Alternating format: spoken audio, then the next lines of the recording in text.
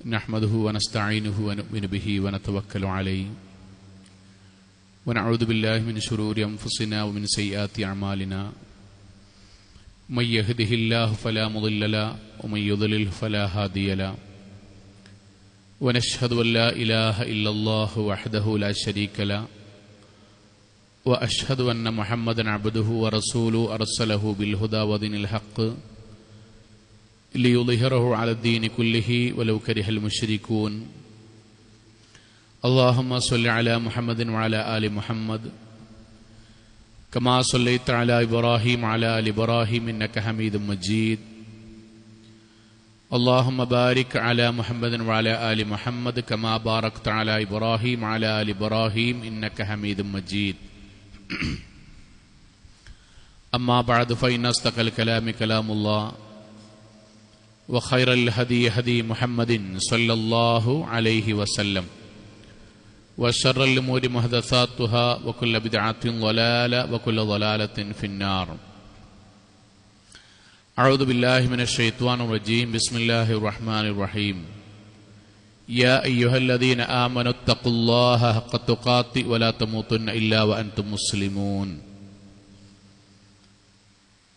സ്നേഹാദരണീയരായ സത്യവിശ്വാസികളെ, വിശ്വാസിനികളെ, ജീവിതത്തിൻ്റെ എല്ലാ മേഖലകളിലും റഹ്മാനായ അള്ളാഹുവിൻ്റെ വിധിവിലക്കുകൾ കഴിവിൻ്റെ പരമാവധി സൂക്ഷിച്ച് നല്ല ഭക്തരായി ജീവിക്കണം എന്നെന്നോടെന്ന പോലെ ഓരോരുത്തരോടും ഉണർത്തുകയാണ്, വസിയത്ത് ചെയ്യുകയാണ്. അള്ളാഹു നമ്മെ എല്ലാവരെയും അനുഗ്രഹിക്കുമാറാകട്ടെ. പരിശുദ്ധ റമദാനിലെ ഏറ്റവും സന്തോഷകരമായ ദിനരാത്രങ്ങളിലൂടെയാണ് ആരാധനാകർമ്മങ്ങൾ നിർവഹിച്ചുകൊണ്ട് അള്ളാഹുവിൻ്റെ പള്ളിയിൽ നമ്മൾ ഒരുമിച്ച് ചേർന്നിട്ടുള്ളത്. അള്ളാഹു സുബ്ഹാനഹു വ തആല നമ്മൾ റമദാനിൽ ചെയ്തിട്ടുള്ള എല്ലാ അമലുകളെയും റയ്യാൻ കവാടത്തിന് അർഹമാകുന്ന സൽപ്രവർത്തനങ്ങളായി നമ്മളിൽ നിന്ന് സ്വീകരിക്കുമാറാകട്ടെ. സഹോദരങ്ങളെ, നമ്മുടെ ജീവിതത്തിൻ്റെ ആത്യന്തികമായ ലക്ഷ്യവും ആഗ്രഹവും എന്താണ് എന്ന് ചോദിച്ചാൽ നമ്മൾക്ക് പറയാനുള്ള മറുപടി സത്യവിശ്വാസികൾക്ക് വേണ്ടി അള്ളാഹു ഒരുക്കി വെച്ച സ്വർഗത്തിലെത്തിപ്പെടുക എന്നതും സത്യനിഷേധികൾക്ക് വേണ്ടി അള്ളാഹു ഒരുക്കിയ നരകത്തിൽ നിന്ന് രക്ഷപ്പെടുക എന്നതുമാണ്. ആ സ്വർഗപ്രവേശനവും നരകമോചനവും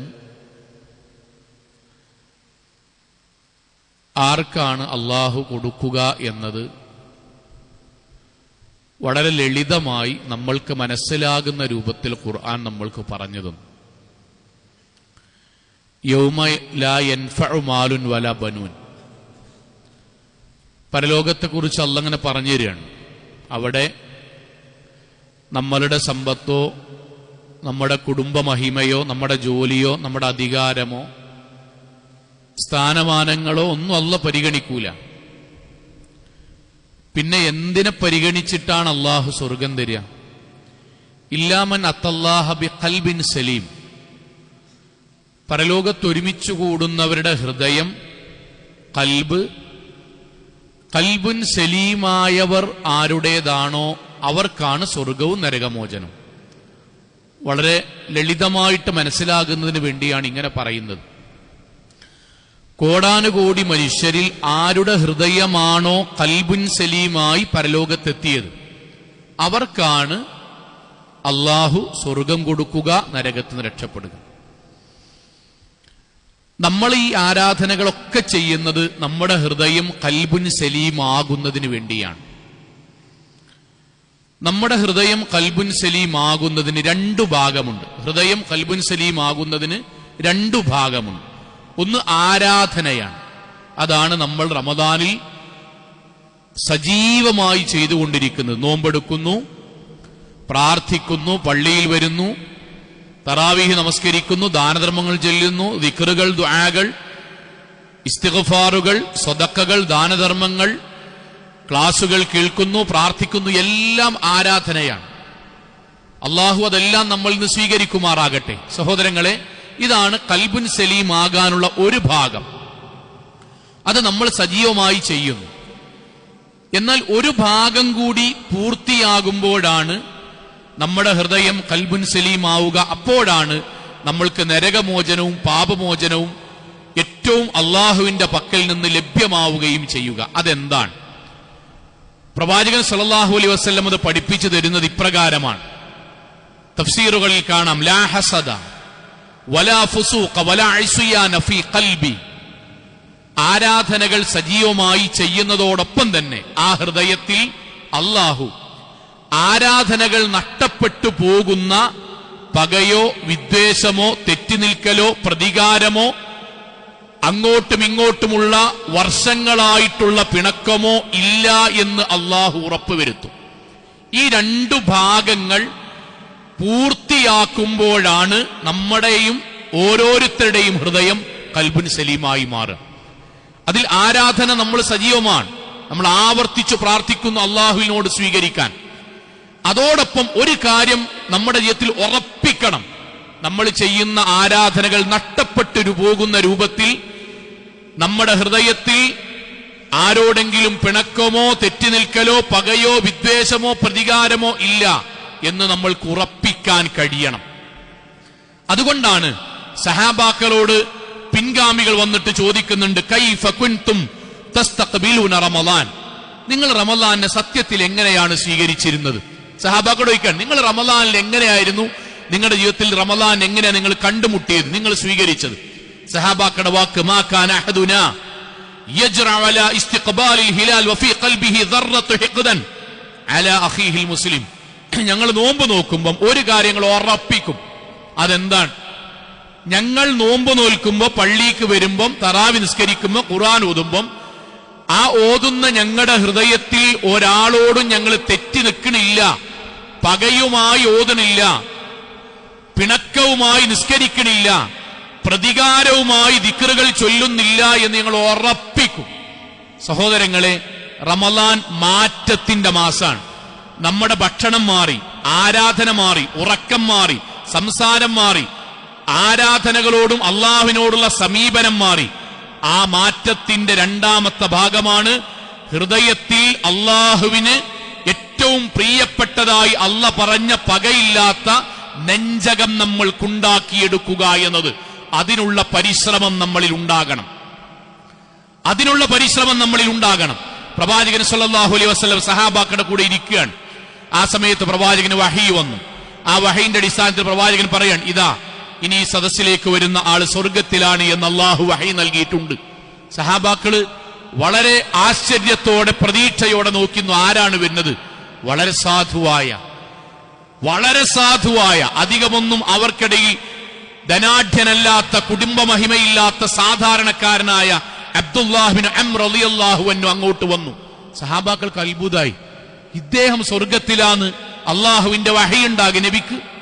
അങ്ങനെ സദസ്സ് കഴിഞ്ഞു. പിന്നീട് കുറച്ചു കാലം കഴിഞ്ഞു. പ്രവാചകൻ വീണ്ടും പറഞ്ഞു, ഇതാ ഈ സദസ്സിലേക്ക് വരുന്ന ആൾ സ്വർഗത്തിലാണ്, അള്ളാഹുവിന്റെ വഹയുണ്ട്. അവർ വീണ്ടും ആശ്ചര്യത്തോടു കൂടി കാത്തുനിന്നു. നോക്കുമ്പോൾ അതേ അബ്ദുല്ലാഹ് ബിൻ അംർ റളിയല്ലാഹു അൻഹു തന്നെ വരുന്നു. 3 തവണ പ്രവാചകൻ ഈ സദസ്സിലേക്ക് വരുന്ന ആൾ സ്വർഗത്തിലാണ് എന്ന് പറഞ്ഞപ്പോൾ 3 തവണയും അദ്ദേഹം തന്നെ വന്നു. അവസാനം സഹാബാക്കൾക്ക് അത്ഭുതമായി. അവർ തീരുമാനിച്ചു, എന്താണ് അദ്ദേഹത്തിന് ദുനിയാവിൽ ജീവിച്ചിരിക്കുമ്പോൾ തന്നെ സ്വർഗം ലഭിക്കും എന്ന് വഹി കിട്ടാനുള്ള കാരണം? അവർ അബ്ദുല്ലാഹ് ബിൻ ഉമർ റളിയല്ലാഹു അൻഹു അദ്ദേഹത്തിന്റെ വീട്ടിലേക്ക് പോയി. 3 ദിവസം താമസിച്ചു. 3 ദിവസവും താമസിച്ചതിന് ശേഷം അദ്ദേഹം ബാക്കിയുള്ളവർ ചെയ്യുന്നതിനേക്കാൾ കൂടുതൽ അമലുകളൊന്നും ചെയ്തതായി കണ്ടില്ല. അദ്ദേഹത്തോട് പറഞ്ഞു, ഞാൻ നിങ്ങളെ വീട്ടിലേക്ക് വന്നത്, പ്രവാചകൻ സല്ലല്ലാഹു അലൈഹി വസല്ലം 3 തവണ സ്വർഗാവകാശി എന്ന് പറഞ്ഞപ്പോൾ താങ്കളുടെ പേരാണ്, താങ്കളാണ് വന്നത്, അതിന്റെ സന്തോഷ വാർത്ത അറിയിക്കാനും എന്താണ് ഞങ്ങൾക്കില്ലാത്ത പ്രത്യേകത എന്ന് നിങ്ങളിൽ നിന്ന് കണ്ടെത്താനാണ്. സഹോദരങ്ങളെ, അതിൽ അദ്ദേഹം പറഞ്ഞത്, ഞാൻ നിങ്ങളെക്കാൾ കൂടുതൽ ആരാധനയൊന്നും ചെയ്യുന്നില്ല, പക്ഷെ ഒരു കാര്യമുണ്ട്. അതെന്താണ്? ഞാൻ ഉറങ്ങുമ്പോൾ, ഞാൻ എന്റെ ബെഡിൽ വന്നിട്ട് കിടക്കുമ്പോ ഞാൻ എന്റെ മനസ്സിൽ ഒരു കാര്യം ഉറപ്പിക്കും, ഒരു മനുഷ്യനോട് പോലും ഇന്ന ലാ അജിദു ഫീ നഫ്സി ലഅഹദിൻ മിനൽ മുസ്ലിമീന ഗിശ്ശാ വലാ അഹ്സദു അഹദൻ അലാ ഖൈരി അഅതാഹു അല്ലാഹു ഇയ്യാ. ഏതെങ്കിലും ഒരു മനുഷ്യനോട് ഞാൻ തെറ്റിയിട്ടോ പകവെച്ചിട്ടോ പ്രതികാരം ചെയ്തിട്ടോ അല്ല കിടക്കുന്നത്. ഞാൻ ബിസ്മിക്കല്ലാഹുമ്മ അമൂതു വഹിയ എന്ന് ചൊല്ലിണിന്റെ മുന്നേ 100% ആരോടെങ്കിലും എന്തെങ്കിലും പകയുണ്ടെങ്കിൽ, വിദ്വേഷമുണ്ടെങ്കിൽ, ഞാൻ ഇങ്ങോട്ടാണോ അങ്ങോട്ടാണോ, മൂത്തതാണോ ഇളയതാണോ, ഞാൻ അങ്ങോട്ട് പോകുന്നത് എന്റെ മാനക്ക് ഒന്നും ഞാൻ പരിഗണിക്കൂല. ഞാൻ പോയി സലാം പറയും, ഞാൻ വന്നിട്ട് സുഖമായിട്ടുറങ്ങും. സഹോദരങ്ങളെ, അബ്ദുല്ലാഹ് ബിൻ ഉമർ റളിയല്ലാഹു അൻഹു അദ്ദേഹത്തെ അണച്ചു ചേർത്ത് പിടിച്ചുകൊണ്ട് പറഞ്ഞു, ശരി, ഇതുകൊണ്ടാണ് താങ്കൾക്ക് അള്ളാഹുവിന്റെ വഹയുണ്ടായത്, താങ്കളെ കുറിച്ച് അള്ളാഹുവിന്റെ വഹയുണ്ടായത്, താങ്കൾക്ക് സ്വർഗമുണ്ടാകുമെന്ന്. സഹോദരങ്ങളെ, നമ്മൾ നോമ്പ് നോറ്റവരാണ്, അള്ളാഹുവിന്റെ പള്ളിയിൽ കൂടിയവരാണ്. നമ്മുടെ ജീവിതത്തിൽ നമ്മൾ ആലോചിക്കേണ്ടത്, ബാക്കി എല്ലാ മേഖലയിലും നമ്മൾക്കുണ്ടായ മാറ്റം ഈ വിഷയത്തിൽ ഉണ്ടായേ പറ്റൂ. കാരണം നമ്മുടെ ഹൃദയം ഖൽബുൻ സലീമാകണമെങ്കിൽ നമ്മുടെ ഹൃദയത്തിൽ പകയില്ലാതെയാകണം, തെറ്റില്ലാതാകുന്ന പോലെ പകയില്ലാതെയാകണം, വിദ്വേഷമില്ലാതെയാകണം, തെറ്റി നിൽക്കുന്നതില്ലാതെയാകണം. എങ്കിലാണ് നമ്മുടെ ആരാധനകളും അനുഷ്ഠാനങ്ങളും പടച്ചോൻ സ്വീകരിക്കുക. നോക്കൂ നിങ്ങൾ, ലോകത്ത് നമ്മൾ അനുഭവിക്കുന്ന ഏറ്റവും വലിയ ദുരന്തം എന്താ അറിയോ? ഞാനും നിങ്ങളും നോമ്പ് നോറ്റ് തറാവി നിസ്കരിക്കണ നമ്മൾ നമ്മുടെ ജീവിതത്തിൽ അനുഭവിക്കുന്ന ഏറ്റവും വലിയ നഷ്ടവും ദുരന്തം എന്താ അറിയോ? നാളെ പരലോകത്ത് നമ്മളെത്തി. ആരെത്തി? നമ്മളെത്തി. നമ്മളെ എത്തുന്നത് പോലെ തന്നെ വിചാരിക്കണം, നമ്മളെത്തി. നമ്മൾ ഈ ദുനിയാവിൽ ആരാധനകളും ദിക്റുകളും ദുആകളും ഒക്കെ ചെയ്തെത്തി. എത്തുമ്പോൾ നമ്മുടെ മനസ്സിൽ, അല്ലാഹുവേ, ഇതെല്ലാം നീ സ്വീകരിച്ച് സ്വർഗത്തിൽ എനിക്ക് അമ്പിയാക്കന്മാരുടെ കൂടെ പദവി നൽകണമേ എന്ന് ആഗ്രഹിച്ച് നമ്മൾ എത്തി. ഈ നാട്ടിൽ അപ്പോഴും പലരും നിസ്കരിക്കാത്തവരുണ്ടായിരുന്നു, നമ്മൾ നിസ്കരിച്ചു. റമദാനായിട്ട് പോലും നോമ്പ് നോക്കാത്ത തമ്മാടികൾ ഉണ്ടായിരുന്നു മുസ്ലിം നാമധാരികളിൽ. നമ്മൾ ഇന്ന് മാറി. നമ്മുടെ കൂട്ടത്തിൽ ഒരു പരിശുദ്ധ ഖുർആൻ ഒന്ന് ഓതുവാൻ പോലും സമയം കണ്ടെത്താത്ത ആൾക്കാരുണ്ട്. നമ്മൾ ഇതൊക്കെ മാറി. നമ്മുടെ മക്കൾക്ക് കൊടുക്കുന്ന സമ്പത്ത് പോലും പടച്ചോന്റെ മാർഗത്തിൽ നമ്മൾ സ്വതക്ക കൊടുത്തു. ഇതെല്ലാം ചെയ്ത് പരലോകത്തെത്തുമ്പോ, അവിടെ എത്തുമ്പോ സ്വർഗം നമ്മൾക്ക് കിട്ടുന്നതിന് പകരം ഒരു അമല് പോലും തലക്ക് മുകളിലേക്ക് ഉയർന്നിട്ടില്ല എന്ന് മരണത്തിന് ശേഷം നമ്മൾ തിരിച്ചറിയുന്ന ഒരു രംഗത്തെക്കുറിച്ച് ആലോചിച്ചു നോക്കൂ. അതിനേക്കാൾ ഭയാനകത എന്താണ്? അമല് ചെയ്തിട്ട്, ഉറക്കമൊഴിച്ചിട്ട്, പട്ടിണി കിടന്നിട്ട്, പ്രാർത്ഥിച്ചിട്ട്, പള്ളിയിൽ വന്നിരുന്നിട്ട്, പാവങ്ങളുടെ വീടുകളിൽ പോയി ദാനധർമ്മം ചെയ്തിട്ട്, അള്ളാഹുവിനോട് കണ്ണുനീരോടുകൂടി ദുആ ചെയ്തിട്ട്, ഇതെല്ലാം അള്ളാഹു സ്വീകരിച്ച് സ്വർഗം നൽകും എന്ന പ്രതീക്ഷയിൽ ചെല്ലുമ്പോ പടച്ചോ നമ്മോട് പറയാൻ, ഒരു അമല് പോലും, ഒരു നിസ്കാരം പോലും, ഒരു തഹജ്ജുദ് പോലും, ഒരു തറാവീഹ് പോലും, ഒരു ദാനധർമ്മം പോലും പരലോകത്തേക്ക് എത്തിയിട്ടില്ലല്ലോ എന്ന് പറയുന്ന ഒരു രംഗമെന്ന് ആലോചിച്ച് നോക്കൂ. അങ്ങനെ ഒരു വിഭാഗം ഉണ്ട് എന്നാ നബി പറഞ്ഞ്. അങ്ങനെ ഒരു വിഭാഗമുണ്ട്. പ്രവാചകൻ സല്ലല്ലാഹു അലൈഹി വസല്ലം പറയാൻ, ഇദാ ഖാസമ അഹദുക്കും അഖാഹു, നമ്മളോട് പറയാ, വിശ്വാസിയാളെ, നിങ്ങൾ ആരോടെങ്കിലും തെറ്റ് നിൽക്കുന്നുണ്ടെങ്കിൽ ഫൽയുസാലിഹു, മരിക്കണിന് മുന്നേ പെട്ടെന്ന് പൊരുത്തപ്പെടണട്ടോ, സലാം പറയാനട്ടോ, മിണ്ടനട്ടോ. കാരണം ഫഇന്നല്ലാഹ ലാ യുഖ്ബൽ മിൻ അബ്ദിൻ ഖൽബുഹു മുശ്ഹിനും ബിൽ ബഗ്ളാ, പകയുമായി ആരാധന ചെയ്യുന്നവന്റെ പ്രവർത്തനം അല്ലാഹു സ്വീകരിക്കണില്ലട്ടോ. എന്താ നബിന്റെ വാക്ക് സഹോദരങ്ങളെ? പകയുമായി, തെറ്റുമായി, തെറ്റി നിൽക്കലുമായി ആരുടെയെങ്കിലും ഹൃദയം, ആ ശരീരമാണ് സുജൂദ് ചെയ്യുന്നതെങ്കിൽ സുജൂദ് പടച്ചോൻ സ്വീകരിക്കണില്ലട്ടോ, നോമ്പല്ല സ്വീകരിക്കണില്ലട്ടോ. ലാ യുഖ്ബലു അമലു ഖാതിഉ റഹ്മിൻ, കുടുംബബന്ധം മുറിക്കുന്ന, ഏതെങ്കിലും രക്തബന്ധം മുറിക്കുന്ന ഒരാളുടെ ആരാധന പടച്ചോ സ്വീകരിക്കണില്ല കേട്ടോ. ഇതിനേക്കാളും വലിയ ഭയാനകത എന്താ കൂട്ടരെ? തിരിച്ചറിഞ്ഞിട്ട് തിരിച്ചു വന്ന് രണ്ടാമത് നന്നാക്കാൻ കഴിയാത്ത ജീവിതത്തിന്റെ ഏറ്റവും വലിയ പ്രയാസകരമായ അവസ്ഥ. അവിടെ എത്തുമ്പോൾ ചെയ്തതൊന്നും കാണുന്നില്ല എന്ന് തിരിച്ചറിവുണ്ടാവുക. അതുപോലെയോ? അതേപോലെ റമദാനിലടക്കം നമ്മൾ ഏറ്റവും കൂടുതൽ പടച്ചോണ്ട് പ്രാർത്ഥിക്കണം എന്താ? അല്ലാഹുവേ, എന്റെ പാപങ്ങൾ പൊറുക്കണേന്നല്ലേ. ഞാനുങ്ങൾ അല്ലാണ്ട് തേടുന്ന എന്താണ്? പാപങ്ങൾ പൊറുക്കണേ, ആയിരക്കണക്കിന് പാപങ്ങൾ പൊറുക്കണമേ, ചെറുതും വലുതും ഒക്കെ പൊറുക്കണേന്ന്. എന്തേ കാരണം? അല്ലാഹ് പറഞ്ഞു, ഖുൽ യാ ഇബാദിയല്ലദീന അസ്റഫു അലാ അൻഫുസിഹിം ലാ തഖ്നതു മിൻ റഹ്മത്തില്ലാ. അവനവന്റെ ജീവിതത്തിൽ കോടാനുകോടി പാപം ചെയ്തവരെ, സാരല്ല, നിങ്ങൾ എന്റെ അടിമയാണ്, ഞാൻ ഉണ്ടാക്കിയത്. നിങ്ങളെ നാട്ടുകാർ നിങ്ങളെ കുറ്റം പറയും, കുടുംബക്കാർ കുറ്റം പറയും, അന്റെ ഒന്നും അല്ല പുറത്തു തരൂല എന്ന് പറയും. അല്ലയായി ഞാൻ പുറത്തു വരടാ. ഓലൊക്കെ എത്രയും പറഞ്ഞിട്ട് 70 കൊല്ലം നിസ്കരിച്ചില്ലേ, സാരല്ല, ഈ റമദാൻ മുതൽ നന്നാകാൻ തീരുമാനിച്ചവർ തുടർന്നാൽ മതി. ഞാൻ സ്വീകരിക്കാം, പാപങ്ങൾ പൊറുക്കാം. ഇന്നല്ലാഹ യഗ്ഫിറു ദുനൂബ ജമീഅ, എല്ലാ പാപം അല്ലാഹു പൊറുക്കും. ഇതിന്റെ അടിസ്ഥാനത്തിൽ നമ്മൾ പാപമോചനം തേടി സുജൂദിൽ തറാവീഹി ശേഷം തറാവീഹിന്റെ സുജൂദിൽ മനസ്സുകൊണ്ട് ദുആ ചെയ്തു, അറബിയിൽ ദുആ ചെയ്തു, എല്ലാം ചെയ്തു.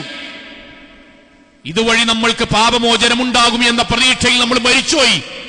അവിടെ എത്തിയപ്പം ഒരൊറ്റ പാപം പോലും പൊറുക്കാതെ നമ്മൾക്ക് ഇസ്ലാമികമായി പ്രായപൂർത്തിയായി ബോധം വെച്ച് അന്നു മുതൽ നമ്മൾ മരിക്കുന്നത് വരെയുള്ള കോടിക്കണക്കിന് പാപങ്ങൾ അതുപോലെ ഒന്നുപോലും പൊറുക്കപ്പെടാതെ അതിന്റെ നടുവിൽ നമ്മൾ വിറച്ചു നിൽക്കുന്ന ഒരു അവസ്ഥ ഒന്ന് ആലോചിച്ച് നോക്കി. നമ്മൾ അല്ലാണ്ട് ചോദിക്കൂല, പടച്ചോനെ ഞാൻ എത്ര വട്ടാ നിന്നോട് ദുആ ചെയ്തത്, എത്ര വട്ടാണ് ഇസ്തിഗ്ഫാർ നടത്തിയത്, പടച്ചോനെ നീ എല്ലാം പുറത്തു തരും എന്ന് നീ എന്നോട് പറഞ്ഞതിന്റെ അടിസ്ഥാനത്തിൽ സുജൂദിൽ നിസ്കാരത്തിന് ശേഷം ഹജ്ജിന് പോയിട്ട് ഉംറയിൽ റമദാനിൽ എത്ര സ്ഥലത്താ അല്ലാഹുവേ ഞാൻ നിന്നോട് ഇസ്തിഗ്ഫാർ നടത്തിയത്. ആ സമയത്ത് അല്ലാഹുവിന്റെ മറുപടി എന്താ സോങ്ങളെ?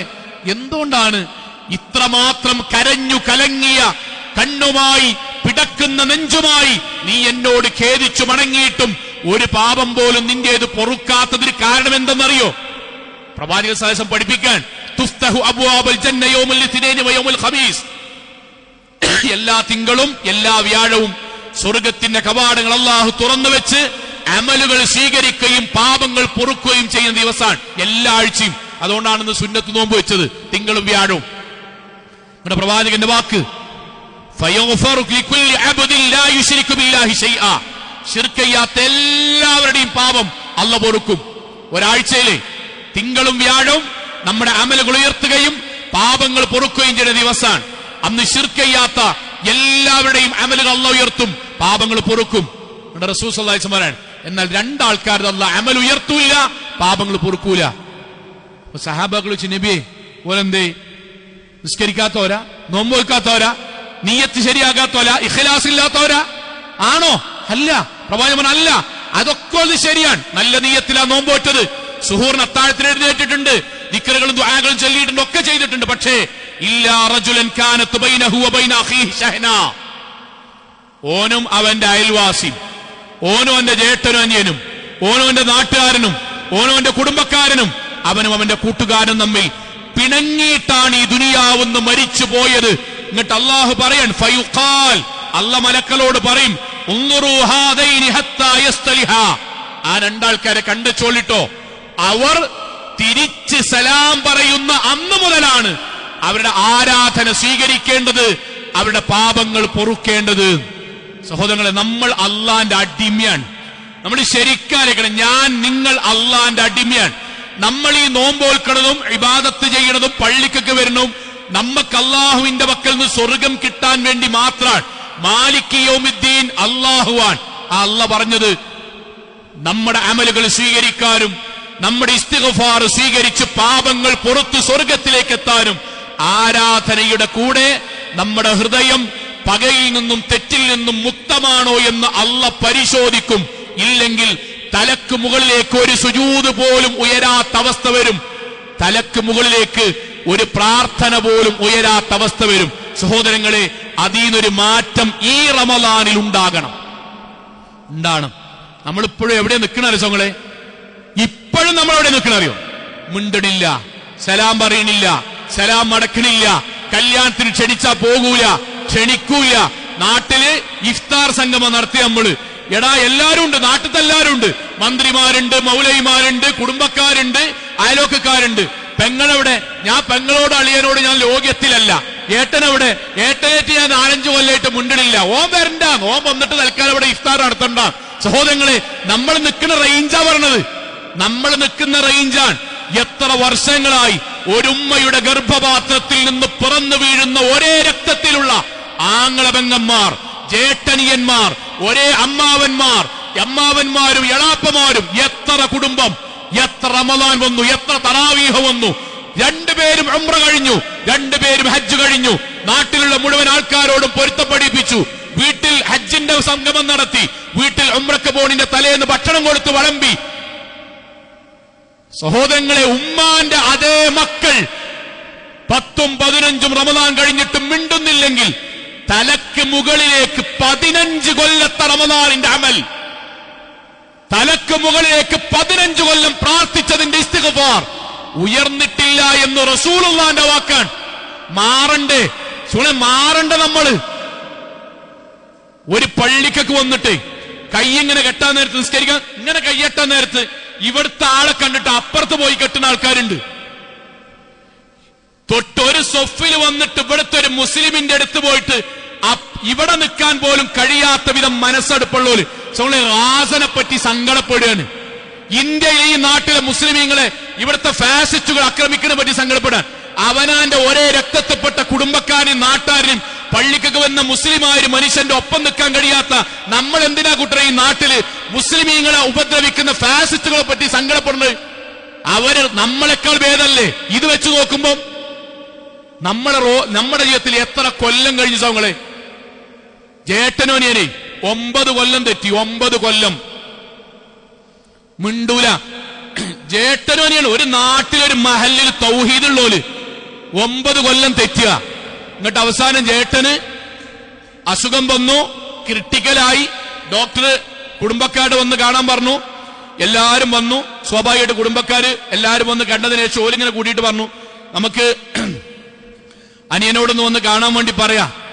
കാരണം പ്രയാസമാണ്. ഇപ്പൊ സംസാരിക്കുന്നുണ്ട്, പക്ഷെ കുറച്ച് കഴിഞ്ഞാൽ സംസാരം നിൽക്കും. വളരെ പെട്ടെന്ന് മരണപ്പെടാൻ സാധ്യതയുണ്ടെന്നാണ് ഡോക്ടർ പറഞ്ഞത്. എല്ലാവരും കൂടി അനിയന്റെ വീട്ടിൽ പോയി. അനിയന്റെ അടുത്ത് എന്ന് അനിയനോട് കാര്യം പറഞ്ഞു. നോക്കൂ, ഉക്കാക്കാക്ക് പ്രയാസത്തിലാണ്. കുറച്ച് കഴിഞ്ഞിട്ട് ഇതൊക്കെ ഒന്ന് നന്നാകണം തീരുമാനിക്കുമ്പോഴേക്കും ചിലപ്പോൾ ആള് ബാക്കിയുണ്ടാവില്ല. അതുകൊണ്ട് ഇപ്പോൾ പ്രയാസഘട്ടത്തിൽ ഈ സമയത്ത് പോയിട്ടൊന്ന് പൊരുത്തപ്പെടിപ്പിക്കണം. എല്ലാവരുടെയും നിർബന്ധത്തിന് വഴങ്ങി അനിയൻ ആശുപത്രിയിലേക്ക് പോവുകയാണ്. ജേട്ടന്റെ മക്കൾ പറയാം, ജേട്ടന് ചെറിയ കുട്ടികളുണ്ട്. അവര് പറയാൻ, ഞങ്ങളെ വാപ്പ ആശുപത്രിയിൽ മരണാസന്നനായി കിടക്കണ ദുഃഖത്തിലും ഞങ്ങളെ എളാപ്പാനെ ഞങ്ങൾ കണ്ടപ്പോ ഞങ്ങൾക്ക് സന്തോഷമായി. കാരണം 9 കൊല്ലമായിട്ട് ഒരു നാട്ടിലായിട്ട് മിണ്ടാനോ സലാം പറയാനോ എളാപ്പാന്റെ വീട്ടിൽ ഒരു പരിപാടിക്ക് പോകാനോ വാപ്പ സമ്മതിക്കൂല. അതെങ്ങാനും പോയാ വീട്ടിൽ കയറ്റൂല എന്ന് വാപ്പ പറയും. അവസാനം അനിയൻ വന്നു, ഐസിന്റെ ഉള്ളിൽ കയറി. ഒരു 2-3 മിനിറ്റ് കഴിഞ്ഞിട്ട് തിരിച്ചിങ്ങനെ വരുന്നുണ്ട്. ആൾക്കാർ ചോദിച്ചു, എന്തേടാന്ന് ചോദിച്ചു. ഒന്നുമില്ല. എന്തേ? ഒന്നുമില്ല. എടാ എന്താണ് ഉണ്ടായത്? ഞാൻ ഇക്കാക്കാനോട് അസ്സലാമു അലൈക്കും എന്ന് പറഞ്ഞു. കാക്ക ഇങ്ങനെ കടക്കലോട് നിന്റെ മുഖത്തിങ്ങനെ നോക്കിയിട്ട്, ഞാൻ ചത്തോ നോക്കാൻ വന്നതാണടാ എന്ന് പറഞ്ഞിട്ട് ബാക്കി തെറിയും കൂടിയും പറഞ്ഞു. ഞാൻ പോവുകയാണ് കേട്ടോ. നമ്മൾ ആർക്ക് വേണ്ടിയിട്ടാ ഈ കിറ്റ് വിതരണം നടത്തുന്നത്? നമ്മൾ ആരെ ബോധിപ്പിക്കാനാ ഈ നാട്ടില് ബിരിയാണി ചലഞ്ചും ബാക്കിയുള്ള ചലഞ്ചും വെച്ച് അതിന്റെ മുന്നിൽ ആളായി നിൽക്കുന്നത്? ആരെ ബോധിപ്പിക്കാനാ സുഖങ്ങളെ നമ്മൾ ദീനും ദുനിയാവും പറഞ്ഞ് നടക്കുന്നത്? അവനാന്റെ ജീവിതത്തിൽ ഒരാൾ വന്ന് സലാം പറയുമ്പം അനക്കൊന്ന് ഞാൻ പുറത്തരൂലടാന്ന് പറയാൻ മാത്രം നാവിന് ശേഷി പടച്ചോനൊരു സെക്കൻഡ് പിടിച്ചാൽ ആ നാവായിട്ട് അവിടെ നിൽക്കേണ്ടിയല്ലേ? നമ്മുടെ ഹൃദയം മാറണ്ടേ? നമ്മുടെ റമദാന് കൊണ്ട് നമ്മുടെ കണ്ണിന്റെ കാഴ്ചയിൽ, ഉറക്കത്തിൽ, ഓത്തിൽ, ദിക്റുകളിൽ വ്യത്യാസം വന്ന പോലെ ഹൃദയത്തിൽ മാറ്റണ്ടാണ്ടേ? നിങ്ങൾ ആലോചിച്ച് നോക്കൂ. പ്രവാചകൻ സല്ലല്ലാഹു അലൈഹി വസല്ലം പറഞ്ഞ വാചകം, അർറഹിമു ശജിനത്തുൻ. ബന്ധം എന്ന് പറഞ്ഞാൽ വിശിഷ്യ കുടുംബബന്ധം അള്ളാഹുവിന്റെ സിംഹാസനവുമായി ബന്ധപ്പെട്ടതാണ്. പടച്ചോനോട് നേർക്കുനേരെ ബന്ധപ്പെട്ടതാണ് രക്തബന്ധം, കുടുംബബന്ധം, ബന്ധം എന്ന് പറഞ്ഞാൽ. എന്നിട്ട് പ്രവാചകന്റെ വാക്ക് അള്ളാന്റെ പ്രഖ്യാപനാട്ടോ. ഈ വാചകം മറക്കരുത്. ഉമ്മാനടക്കം അതില് അമ്മായിയും പെടും, മരോളും പെടും, ഏട്ടത്തിയും പെടും, നാത്തൂനും പെടും. അതിൽ പ്രത്യേകിച്ച് സ്ത്രീകൾക്ക് വേറെ സമ്പന്നൊന്നും നരകം സ്വർഗം വിഷയത്തിലൊന്നുമില്ല. നമ്മളെ സഹോദരിമാർക്ക് അങ്ങനെ ചില കാര്യങ്ങളുണ്ട്. അതൊക്കെ നാട്ടിലത്തെ ഏറ്റവും അഞ്ചനുള്ള വിഷയത്തിലാണ്. അമ്മായിയും മരോളും നമ്മളുടെ ഈ വിഷയത്തില്ല. പ്രവാചകന്റെ വാക്ക്, മൻ വസലഹ വസലഹു. ആരെങ്കിലും ബന്ധം പുതുക്കുന്നുണ്ടെങ്കിൽ റമളാനിൽ ഈ കിട്ടിയ ദിവസം കൊണ്ട് ബന്ധം ചേർക്കുന്നുണ്ടെങ്കിൽ അവനുമായിട്ട് അല്ലാഹു ബന്ധം ചേർക്കും. ആര് ചേർക്കും? അല്ല ബന്ധം ചേർക്കും. അടുത്ത വാക്ക്, വമൻ ഖതഅഹ. വമൻ ഖതഅഹ. അതിനൊന്നും നമ്മളെ കുട്ടൂല മൗലവി. നിങ്ങളെക്കാളും വലിയ മൗലവി ഇവിടെ ഒന്ന് കുത്തു പറഞ്ഞിട്ട് ഞാൻ മാറിയിട്ടില്ല. നമ്മൾ പണ്ടൊക്കെ ഇവിടെ ഉണ്ട്. നിങ്ങളിപ്പോ 2 ആയത്ത് ഓതിയിട്ട് അതൊന്നും ഇപ്പൊ നമ്മളെ മനസ്സിൽ കയറില്ല. അതിനൊന്നും കരുതിയാണ് നിങ്ങൾ പറയാൻ നിൽക്കണ്ട. നിങ്ങൾ ഞായത്ത് ദിവസമായിട്ട് വെറുതെ മദ്യം പറയാനും വരണ്ട. അതിനൊന്നും ഞാൻ കുലുങ്ങൂല. എന്റെ വാപ്പ കുലുങ്ങിയിട്ടില്ല, വല്യാപ്പയും കുലുങ്ങിയിട്ടില്ല, ഞങ്ങൾ തറവാട്ടാരും കുലുങ്ങിയിട്ടില്ല. തൽക്കാലം റമദാന ലജ്ജ എന്നാലും ഞാൻ മാറൂല. അള്ളാഹുവിന്റെ വാക്ക് മാറൂല പറയുമ്പോ ഇവിടെ 900 കൊല്ലൊന്നും ജീവിക്കൂലല്ലോ. വല്യർത്താനം പറഞ്ഞ ഇവിടെ 900 കൊല്ലൊന്നും ജീവിക്കൂലല്ലോ. അത് കഴിഞ്ഞിട്ട് ആരടുത്തേക്കാ പോവുക? ഇന്ന ഇലൈനാ ഇയാബഹും സുമ്മ ഇന്ന അലൈനാ ഹിസാബഹും. ഇന്റെ അടുത്തേക്കാളാ വരിക. അള്ളാന്റെ വാക്ക് വമൻ ഖതഅഹാ ഖതഅഹു. ആരെങ്കിലും ആയത്തും ഹദീസും ദീനും കേട്ടിട്ട് പിന്നി മുറിക്കാനാണ്, സലാം പറയാതിരിക്കാനാണ് ഭാവമെങ്കിൽ അവനുമായിട്ടുള്ള ബന്ധം അല്ല വിച്ഛേദിക്കും. അല്ല വിച്ഛേദിക്കും എന്ന് പറഞ്ഞാൽ എന്താ? ഞാൻ വാപ്പാടും മണികം ഉമ്മാരെ പറയാം, എന്റെ കുട്ടിയായിട്ടുള്ള ബന്ധം ഞാൻ വിച്ഛേദിക്കും എന്നാണ് അതിന്റെ അർത്ഥം എന്താ? അല്ല നമ്മൾ പറയാൻ മൗലവി നിങ്ങളുമായിട്ടുള്ള ബന്ധം ഞാൻ വിച്ഛേദിക്കുന്ന പറഞ്ഞാൽ പടച്ചോമിനെ തിരിഞ്ഞു നോക്കും. ഇങ്ങോട്ടല്ലേ അമല്, ഇങ്ങോട്ടല്ലേ പ്രാർത്ഥന സ്വീകരിക്കുന്നത്, ഇങ്ങോട്ടല്ലേ നമ്മൾ അള്ളാഹിന്റെ സംരക്ഷണത്തിൽ പെടുക. സഹോദരങ്ങളെ, റമളാൻ ഞാൻ ആവർത്തിച്ചു പറയാൻ, ലോകത്തെ ഏറ്റവും വലിയ വിഡ്ഢിത്തം എന്താ അറിയോ? ലോകത്തെ ഏറ്റവും വലിയ വിഡ്ഢിത്തം എന്താ അറിയോ? ദുനിയാവിൽ നമ്മളുടെ ഒരു ഈഗോ ഉണ്ട്, ഞാനടക്കം ഉള്ളൊരു ഈഗോ ആണ്, എനിക്കൊക്കെ ഉണ്ടാവും. നമ്മുടെ ഒരു ഈഗോക്ക് വേണ്ടി, നാട്ടുകാരുടെ ഇടയിൽ ഹാളാകാൻ വേണ്ടി, നമ്മുടെ മനസ്സാക്ഷി പടച്ചോന്റെ മുന്നിൽ അടിയറ വെക്കുന്നതിന് മടിച്ചിട്ട് ഈ ദുനിയാവിന്റെ ആഗ്രഹത്തിന് വേണ്ടി പരലോകം നഷ്ടപ്പെടുത്തുന്നതിനേക്കാൾ വലിയ വിഡ്ഢി ലോകത്താരുമില്ല. ബോധ്യപ്പെടുത്താൻ വേണ്ടി പറയട്ടെ, നമ്മളുടെ കൂട്ടത്തിൽ നിന്ന് മരണപ്പെട്ടു പോയ ആൾക്കാർ ഇത് മനസ്സുകൊണ്ടിരും. നമ്മുടെ കൂട്ടത്തിൽ നിന്ന് മരിച്ചുപോയ ആൾക്കാർ, അള്ളാഹു അവർക്കൊക്കെ സ്വർഗം നൽകുമാറാകട്ടെ. സഹോദരങ്ങളെ, അവരിപ്പോ എവിടെയാ? അവരിപ്പോ എവിടെയാ? മണ്ണിന്റെ അടിയിൽ. നമ്മൾ ഓർക്കലില്ലേ? രണ്ടാമത്തെ ഒരു കാര്യം നമ്മൾ ആലോചിക്കലുണ്ടോ? മണ്ണിന്റെ അടിയിൽ അവർക്ക് എന്താ പരിപാടി? നമ്മളേക്കൊന്ന് മരിച്ചുപോയല്ലോ കുറെ ആൾക്കാര്. മഹല്ലത്തോല്, തെറ്റിയോലും തെറ്റാത്തോലും, ബന്ധം പുലർത്തിയോലും പുലർത്താത്തോലും, ഇന്നതിന് കിട്ടൂലാർന്നോലൊക്കെ മരിച്ചുപോയില്ലേ?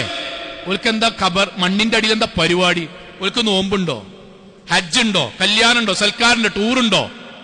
എളാപ്പാന്റെ കുട്ടിന്റെ നിക്കാഹ് ഉറപ്പിക്കാൻ പോലുണ്ടോ? ഓൽക്ക് എന്താ പരിപാടി? ഓല് മണ്ണിന്റെ അടി കടക്കുക, അന്ത്യനാള് വരെ കടക്കുക, വേറൊന്നും ചെയ്യാതെ. ഓലെന്താ അനുഭവിക്കണ്? ഈ ദുനിയാവില് പടച്ചോൻ പറഞ്ഞ പോലെ, അല്ല പറഞ്ഞ പോലെ ജീവിച്ചിട്ടുണ്ടെങ്കിൽ പ്രവാചകൻ സല്ലല്ലാഹു അലൈഹി വസല്ലമിന്റെ ഖബറിലേക്ക് തുറന്നു വെച്ച പോലെ സ്വർഗത്തിന്റെ ഒരു കവാടം അവിടെ ഖബറിലേക്ക് രാവിലെയും വൈകുന്നേരം തുറന്നു വെച്ചിട്ടുണ്ടാവും. അല്ലാഹുവേ, അന്ത്യനാളും സ്വർഗവും പെട്ടെന്ന് നൽകണമേന്ന് അവർ ദുആ ചെയ്യുന്നുണ്ടാവും. അല്ലെങ്കിലോ ഫിർഔനിന്റെ ഖബറിലേക്ക് തുറന്നു വെച്ച പോലെ വേദനയുടെ, സങ്കടത്തിന്റെ, നെടുവീർപ്പിന്റെ, ദുഃഖത്തിന്റെ, ഖേദത്തിന്റെ, അട്ടഹാസത്തിന്റെ, അങ്ങേയറ്റത്തെ സങ്കടത്തിന്റെ കവാടം, നരകത്തിന്റെ കവാടം രാവിലെയും വൈകുന്നേരം അവരുടെ ഖബറിലേക്ക് തുറന്നു വെച്ചിട്ടുണ്ടാകും. അവരല്ലാണ്ട് പ്രാർത്ഥിക്കുന്നുണ്ടാവും, പടച്ചോനെ ഖബറിന്റെ ശിക്ഷ പോലും ഉൾക്കൊള്ളാൻ വയ്യ, പരലോകം കൊണ്ടുവരല്ലേ. എത്ര കൊല്ലായി റസൂൽ സല്ലല്ലാഹു അലൈഹി വസല്ലം 63 കൊല്ല ഭൂമിന്റെ മുകളില്. നബി 63 കൊല്ലം ജീവിച്ചാൽ 63 കൊല്ല ഭൂമിന്റെ മുകളില്. നബി സല്ലല്ലാഹു അലൈഹി വസല്ലം മരിച്ചിട്ട് 1400 കൊല്ലായി. 1400 കൊല്ലം നബി മണ്ണിന്റെ അടിയിലാണ്. ഞാനുങ്ങളും ഈ നാട്ടിൽ നിന്ന് മരിച്ചാൽ അന്ത്യനാള് വരെ മണ്ണിന്റെ അടിയിലും കിടക്കേണ്ടി വരും. അതിനുശേഷം പരലോകത്തും. അല്ല പറഞ്ഞടാ, 10-40 10-25 കൊല്ലാനുള്ളത്. 3 കൊല്ലം തെറ്റിയിട്ട് മരിച്ചതിന്റെ പേരിൽ, 7 കൊല്ലം തെറ്റിയിട്ട് മരിച്ചതിന്റെ പേരിൽ, നമ്മുടെ കിബർ കൊണ്ട്, നമ്മൾ സലാം പറയാൻ മടി കാണിച്ചത് കൊണ്ട്, നമ്മുടെ അഹങ്കാരം കൊണ്ട്, സഹോദരങ്ങളെ 1000-ഓ 2000-ഓ 3000-ഓ കൊല്ലം ഫിർഔനിന് തുറന്നു വെച്ച പോലെ നമ്മുടെ ഖബറിലേക്കും തുറന്നു വെക്കും. പുറമെ പരലോകത്ത് ശിക്ഷയുണ്ടാവും. ആരാ വിഡ്ഢി? ഇതിനേക്കാളും വലിയ വിഡ്ഢി ആരാ? 2 കൊല്ലം 3 കൊല്ലം നന്നായിട്ട് ഈ ദുനിയാവിന്ന് മരിച്ചോയാ കിട്ടുന്ന സ്വർഗം വാശിന്റെ പേരിൽ, ഈഗോന്റെ പേരിൽ, ഞാൻ സംഭവമാണെന്നുള്ള കിബറിന്റെ പേരിൽ നമ്മൾ ഒഴിവാക്കണമെങ്കിൽ മാറണം. സഹോദരങ്ങളെ, മാറണം. ഇതെന്തിനാ പറഞ്ഞറിയോ? റമളാൻ 2 കൂട്ടരും ജീവിതത്തിൽ മാറാൻ വേണ്ടി തയ്യാറായിക്കുന്ന സമയമാണ്. അവിടെ നിന്ന് ഈ ഒരു അവസരം ഉപയോഗിച്ച് മുന്നോട്ട് പോകാൻ നമ്മൾക്ക് കഴിയണം. ഇതെന്താ സംഭവിക്കലറിയോ? ഭയങ്കര സങ്കടമാണ് സത്യത്തിൽ. ജീവിതത്തിൽ ഈ ഖുത്ബിൻ ക്ലാസ് ഒക്കെ കേൾക്കൂട്ടോ. ഞാൻ പറയാൻ ഇന്നെ പറ്റി പറയാൻ, ഖുത്ബിൻ ക്ലാസ് ഒക്കെ കേൾക്കും, മുണ്ടൂല, അയലോക്കക്കാരാണ്, മുണ്ടൂല, പള്ളിക്കൊക്കെ വരും, 2 ആളും ഖുർആൻ ഓതും, ഖത്തം തീർക്കും. പെണ്ണോ ആണോ ആണ്, ആണും പെണ്ണാണ്, ആയിക്കോട്ടെ, ആരായിക്കോട്ടെ, ജീവിതത്തിൽ മുണ്ടൂല, സലാം പറയില്ല. എത്ര ഖുത്ബ കേട്ടാലും ബാക്കിയൊക്കെ തീരുമാനമാവും. എന്താ പറയോ? ഓനോട് മുണ്ടിയിട്ട് കിട്ടുന്ന സ്വർഗം തൽക്കാലം എനിക്ക് വേണ്ട, ഓളോട് തെറ്റിയിട്ട് എനിക്ക് നരകം കിട്ടണമെങ്കിൽ തൽക്കാലം ഞാനത് സഹിച്ചു. എന്നിട്ട് പറയാണ് പെടുന്ന്, നമ്മൾ പറയാം നമ്മുടെ നാവോണ്ട് എടാ അന്നേറ്റ് യാതൊരു ബന്ധമല്ല, ഞാൻ മരിച്ചാജ് വരണ്ട, ഇന്റെ മയ്യത്തെറ്റ് നിസ്കരിക്കും വേണ്ട, ഞാൻ ഇയ്യറ്റ മരിച്ചാ വരൂല്ല, ഇന്റെ വളപ്പക്കെട്ട് ചവിട്ടും വേണ്ട, ഞാൻ നാട്ടിൽ ആർക്ക് വെള്ളം കൊടുത്താലും ഇന്റെ മുന്നിൽ നിന്ന് പഴഞ്ഞു വീട് മരിക്കുകയാണെങ്കിൽ ഒരു തുള്ളി വെള്ളം ഞാൻ തരൂല്ല. ഞാൻ ആ വല്യർത്താനം പറഞ്ഞ ഞാനുങ്ങളും മരിച്ചു, പള്ളിക്ക് കൊണ്ടുവന്ന് വെച്ചു. നമ്മളെ കുട്ടിക്ക് എന്താ പരിപാടി അറിയോ? മൈക്ക് ഓണാക്കിയിട്ട് മയ്യത്തായി നമ്മൾ കിടക്കുക, ഇവിടെ കിടക്കുക, വല്യർത്താനം പറഞ്ഞ ഞാനും ഉമ്മമാരെ നിങ്ങൾ ഇവിടെ കിടക്കുകയാണ്. നമ്മളെ മക്കൾ എന്നിട്ട് മൈക്കി കൂടെ എന്റെ വാപ്പ എന്റെ അമ്മയാണ് ഈ കിടക്കുന്നത്, വാപ്പാന്റെ ഇമ്മാന്റെ സാമ്പത്തികമായ ബാധ്യതകൾ മക്കളായ ഞങ്ങൾ ഈ 3 ആൾക്കാരെ ഏറ്റെടുത്തു. അടുത്ത എന്താ പറയാ?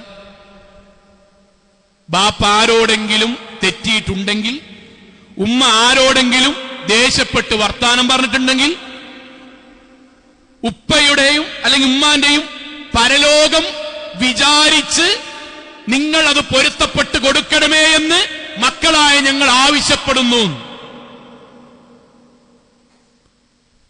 ഞാൻ മരിച്ചിട്ട് എന്റെ പരലോക രക്ഷയ്ക്ക് വേണ്ടി ഈ നാട്ടിലത്തെ 100-500 ആൾക്കാർ എനിക്ക് പൊരുത്തപ്പെട്ട് തരണം അല്ലേ?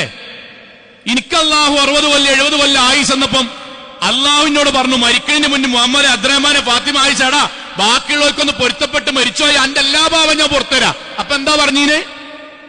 അതിനൊന്നും നിന്നെ കിട്ടൂല, അതൊന്നും വിചാരിച്ചാൽ നിങ്ങളോട് എന്തോ പറയാൻ നിൽക്കണ്ട, അതിനൊന്നും എന്റെ ബാപ്പൽ എന്റെ വല്യാപ്പ സമ്മതിച്ചിട്ടില്ല, മരിച്ചാൽ ഞാൻ കാണാൻ പോകൂല. ആ പറഞ്ഞ ആളുടെ മക്കൾ വന്നിട്ട് മൈക്കി കൂടെ ബാപ്പാന്റെ പരലോക രക്ഷയ്ക്ക് വേണ്ടി നാട്ടാർ പുറത്തുകൊടുക്കണം. പടച്ചോൻ സ്വീകരിക്കും കൂട്ടരെ, പടച്ചോൻ സ്വീകരിക്കും. ആരെടുത്ത നാടകം? ഞാനിത് എന്തിനാ നിങ്ങൾ പറഞ്ഞ? റമദാൻ 1-ാമത്തെ വെള്ളിയാഴ്ചയാണ്. ഇന്നാണ് തീരുമാനിച്ചാൽ നമ്മുടെ കൂടെ അല്ലാഹ് ഉണ്ടാകും, സ്വർഗ്ഗം നമ്മളൊപ്പം ഉണ്ടാവും. അല്ലെങ്കിൽ കുറ്റബോധവുമായി മരിച്ചു ആവർത്തിക്ക. 3 കൊല്ലോ 4 കൊല്ലാണ് നമ്മൾ തെറ്റുക. ആ തെറ്റിന്റെ പേരിൽ 1000കണക്കിന് കൊല്ലം അന്ത്യനാൾ വരെ മണ്ണിന്റെ അടിയിൽ നിന്ന് നമ്മൾ ശിക്ഷ അനുഭവിക്കേണ്ടി വരും, പുറമെ നരകവും. സഹോദരങ്ങളെ, മാറുക, നമ്മുടെ ജീവിതത്തിൽ മാറ്റമുണ്ടാക്കാൻ ഈ റമദാൻ ഉപയോഗപ്പെടുത്തുക. അള്ളാഹു അനുഗ്രഹിക്കുമാറാകട്ടെ.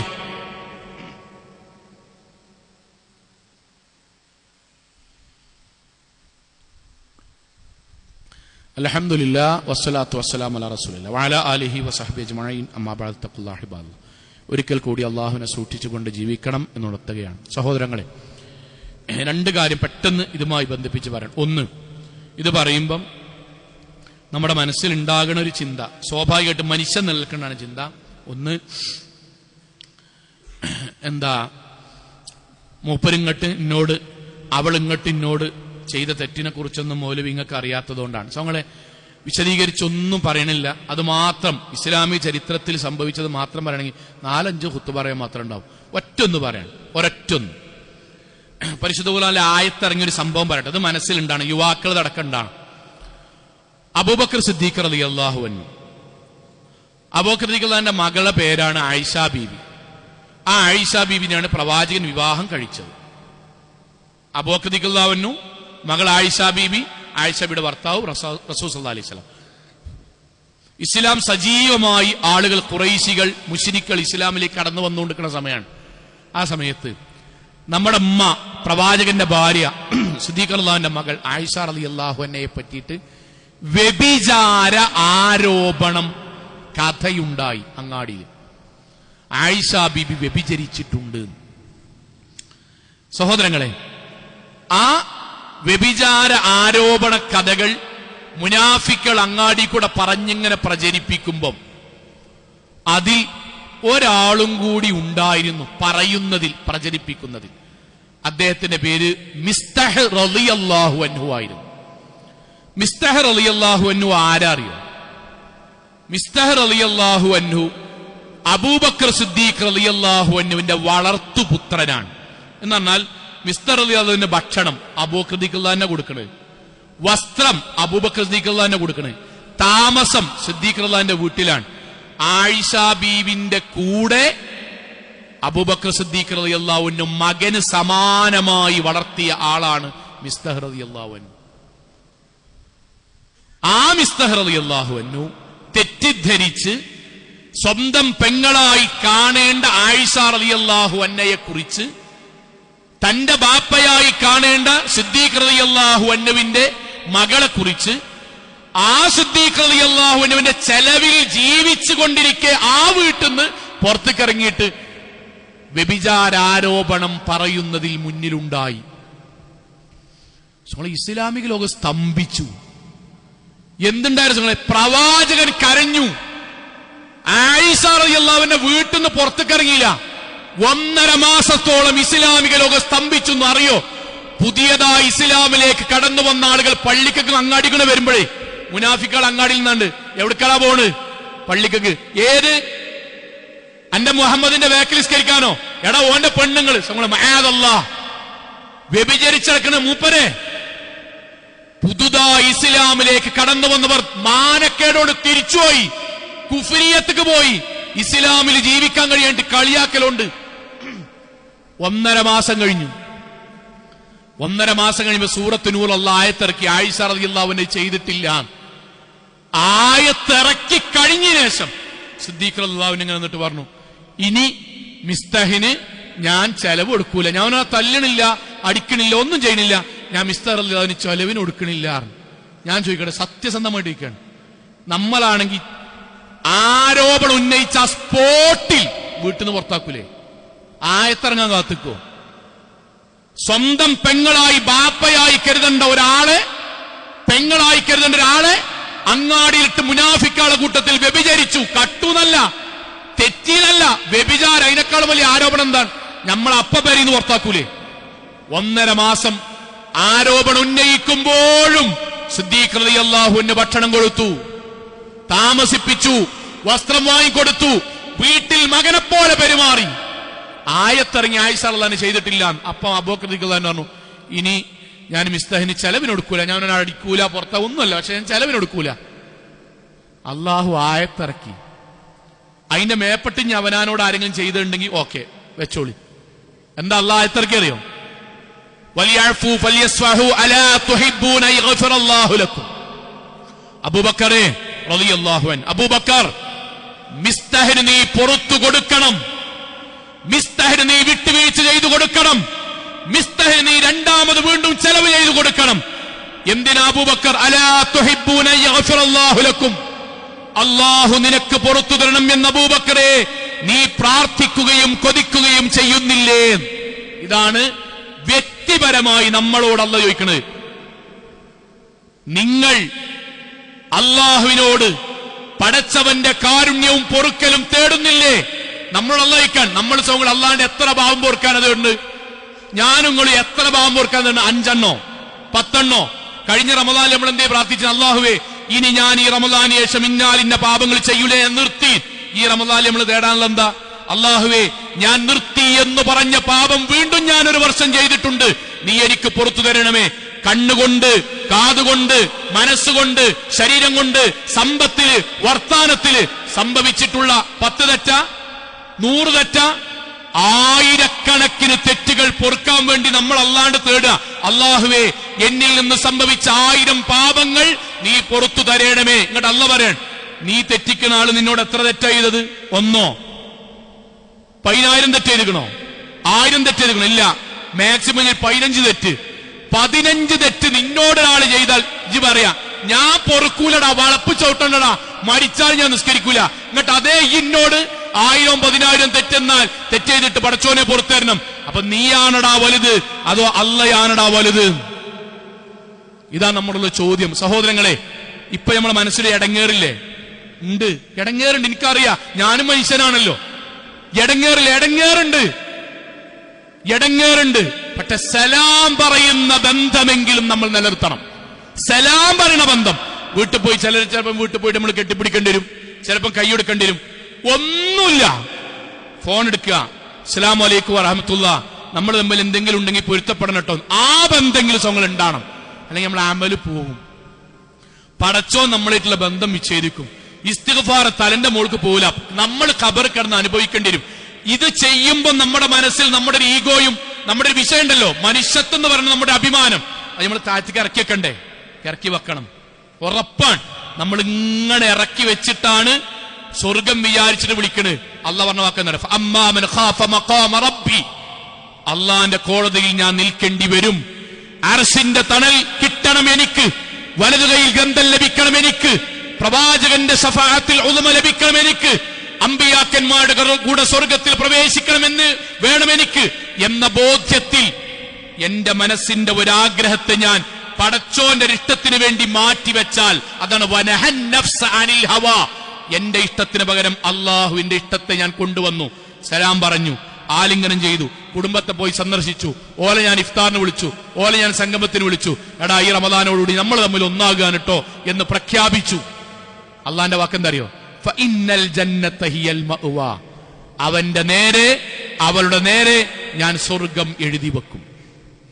ആ സ്വർഗം നമുക്ക് കിട്ടണം. ഈ വെള്ളിയാഴ്ച നമുക്ക് അതിനു വേണ്ടി ആകണം. ഒന്നാമത്തെ വെള്ളിയാഴ്ച. ഞാൻ ഇതിങ്ങനെ പറയണത്, മരിച്ചാണ് ചെന്നിട്ട് പിന്നീട് നമ്മൾ പടച്ചോൻ ഈ ചെയ്തതൊന്നും ഉണ്ടായില്ലല്ലോ എന്ന് അനുഭവിക്കുന്ന ഒരു പ്രയാസം ഉണ്ടല്ലോ, അത് അനുഭവിച്ചു കൊണ്ടിരിക്കുന്ന ആൾക്കാർ ഇപ്പൊ ഒന്ന് ദുനിയാവക്ക് വന്നാൽ ഒരു പറഞ്ഞുതരും. അതിന് അവസരമില്ലാത്തതുകൊണ്ടാണ്. സോങ്ങളെ, നമ്മൾ അള്ളാഹുവിന്റെ അടിമകളായി, നമ്മൾ അള്ളാഹുവിന് ഇഷ്ടപ്പെട്ടവരായി നമ്മൾ പോയി സലാം പറയാ, നമ്മൾ ഫോണിൽ മെസ്സേജ് അയക്കുക, നമ്മൾ അവർ ഇഫ്താർ വിളിക്കുക. അതോടുകൂടി അള്ളാഹുവിന്റെ പക്കൽ നമ്മൾ ഏറ്റവും ഉന്നതരായി മാറും. നമ്മുടെ അമലുകൾ സ്വീകരിച്ചു തുടങ്ങും, നമ്മുടെ പാപങ്ങൾ പുറത്തു തുടങ്ങും, നമ്മൾ അമ്പിയാക്കന്മാരുടെ കൂടെ സ്വർഗത്തിൽ പ്രവേശിക്കാനും കഴിയും. അള്ളാഹു അനുഗ്രഹിക്കുമാറാകട്ടെ. നമ്മുടെ ജീവിതത്തിൽ വന്നുപോയ ചെറുതും വലുതുമായ മുഴുവൻ തെറ്റുകുറ്റങ്ങളും റഹ്മാനായ നാഥ നീ ഞങ്ങൾക്ക് വിട്ടുപുറത്ത് മാപ്പാക്കി തരണമേ റഹ്മാനെ. കത്തിയാൾ നരകത്തിൽ നിന്നും കഠിനമായ ശിക്ഷയിൽ നിന്നും അതിശക്തമായ പരലോകത്തിലെ വിചാരണയിൽ നിന്നും നാഥ നീ ഞങ്ങൾ എല്ലാവരെയും കാത്തുരക്ഷിക്കണമേ റഹ്മാനെ. അള്ളാഹുവേ, റമദാനിൽ ഞങ്ങൾ ചെയ്ത മുഴുവൻ ആരാധനകളും നാഥ നീ ഞങ്ങളിൽ നിന്ന് സ്വീകരിച്ച് റയ്യാൻ കവാടം നൽകി അനുഗ്രഹിക്കണമേ റഹ്മാനെ.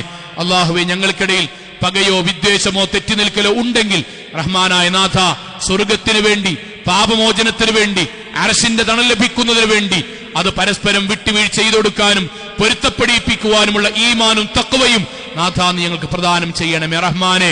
അള്ളാഹുവേ, നിന്റെ അടിമയായി ജീവിക്കുന്ന ഞങ്ങൾക്ക് നീ നൽകുന്ന സ്വർഗത്തിന് വേണ്ടി ഏത് വിട്ടുവീഴ്ച ചെയ്തു കൊടുക്കുവാനുമുള്ള ഈമാനും തഖ്വയും നാഥ ഈ പരിശുദ്ധ മാസത്തിൽ നീ ഞങ്ങൾക്ക് നൽകി അനുഗ്രഹിക്കണമേ റഹ്മാനെ.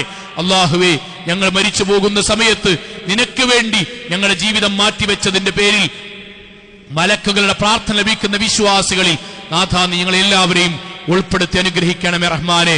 അള്ളാഹു, ഞങ്ങളുടെ മാതാപിതാക്കൾക്ക് നീ സ്വർഗം നൽകി അനുഗ്രഹിക്കണമേ റഹ്മാനെ. അള്ളാഹു, ഞങ്ങളുടെ ഉസ്താദുമാർക്ക് നീ സ്വർഗം നൽകി അനുഗ്രഹിക്കണമേ റഹ്മാനെ. അള്ളാഹുവേ, ചെറുതും വലുതും രഹസ്യവും പരസ്യവുമായി ഞങ്ങളുടെ ജീവിതത്തിൽ സംഭവിച്ച മുഴുവൻ പാപങ്ങളും റഹ്മാനായ നാഥ നീ ഞങ്ങൾക്ക് വിട്ടു പുറത്ത് മാപ്പാക്കി തരണമേ റഹ്മാനെ. അസുഖമായി കിടക്കുന്നവരുടെ അസുഖം നീ ഭേദമാക്കണമേ റഹ്മാനെ. സാമ്പത്തികമായി പ്രയാസം അനുഭവിക്കുന്നവർക്ക് നാഥ സമാധാനവും സാമ്പത്തികമായ സുസ്ഥിരതയും നൽകി നീ അനുഗ്രഹിക്കണമേ റഹ്മാനെ. ഗൾഫ് നാടുകളിലും വിദേശ നാടുകളിലും കഠിനാധ്വാനം ചെയ്യുന്ന ഞങ്ങളുടെ ബന്ധുമിത്രാദികൾക്ക് നാഥ സമാധാനവും സന്തോഷവുമുള്ള ജീവിതം നൽകി നീ അനുഗ്രഹിക്കണമേ റഹ്മാനെ. ഫലസ്തീനിലും ലോകത്തിന്റെ വ്യത്യസ്ത ഭാഗങ്ങളിലും കട്ടതകൾ അനുഭവിക്കുന്ന സാധുക്കളായ ഞങ്ങളുടെ സഹോദരങ്ങൾക്ക് സമാധാനവും സമാശ്വാസവും നൽകി നീ അനുഗ്രഹിക്കണമേ റഹ്മാനെ. അള്ളാഹുവേ, ഞങ്ങളുടെ അമലുകളെ നീ സ്വീകരിക്കണമേ റഹ്മാനെ. അള്ളാഹുവേ, ഞങ്ങളുടെ ഇസ്തിഗ്ഫാറിനെ നീ സ്വീകരിക്കണമേ റഹ്മാനെ. അള്ളാഹുവേ, ഞങ്ങൾക്ക് നീ റയ്യാൻ കവാടം നൽകി അനുഗ്രഹിക്കണമേ റഹ്മാനെ. اللهم اغفر للمؤمنات والمسلمين والمسلمات الأحياء منهم والأموات إنك مجيب الدعوات يا قاضي الحاجات. اللهم أجرنا من النار، اللهم أجرنا من النار، اللهم أجرنا من النار. ربنا آتنا في الدنيا حسنة وفي الآخرة حسنة وقنا عذاب النار. آمين آمين آمين برحمتك يا أرحم الراحمين.